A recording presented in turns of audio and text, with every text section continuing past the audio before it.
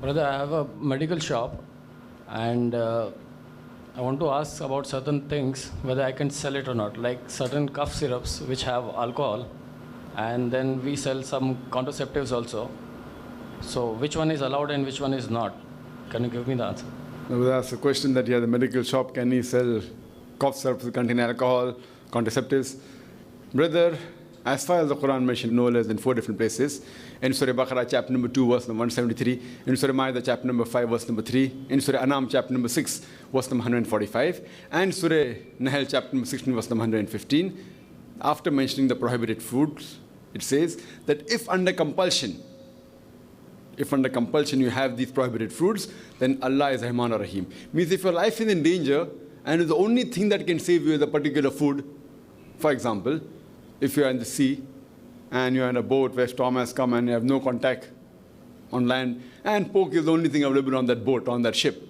So for that time, though pork is prohibited, it becomes permitted for you, but the moment you come on the shore, it becomes prohibited. Similarly, if alcohol is the only drug that can save your life, then it becomes permitted. But I'm aware, being a medical doctor, that many of the drugs and the syrups, they do contain alcohol where it's not a necessity. Sometimes it's necessary, sometimes there can be substitutes. So what I would suggest, that since it's a medication, the onus lies on the person purchasing it. For example, you sell a knife, and you may be selling knife to cut vegetables. But if he uses for murder, so he's to blame, not you. What I can suggest, that you can give other alternatives of cough syrup which do not contain alcohol. And now research tells us that alcohol is not the best solvent. They use this as a media. So there can be other substitutes. So you as a Muslim, you can sell substitutes which do not contain alcohol.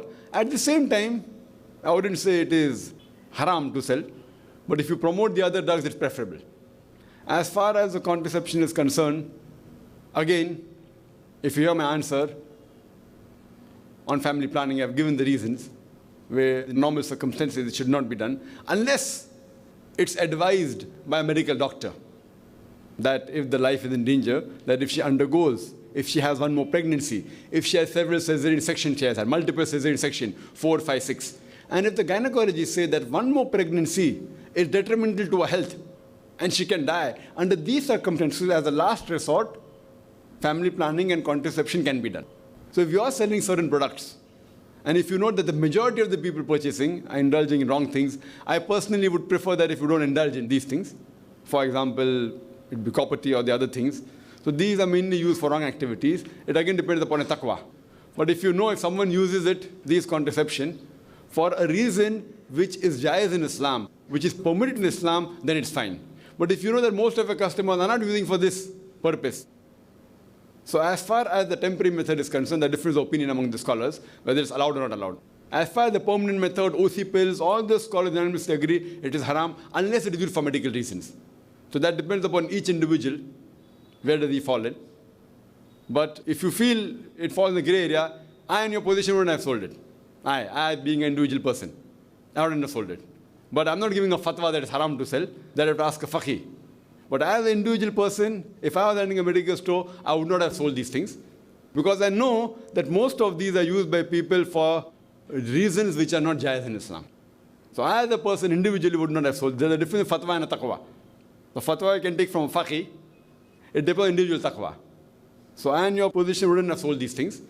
But that depends. I'm not giving a fatwa it's haram to sell, because I'm sure that in various reasons, Islam does give permission if it's detrimental to the health. But see, most of the customers that buy from you, they may not be falling in this category. I personally would avoid it if I was in your position. You can take your own decision. Hope that answers the question.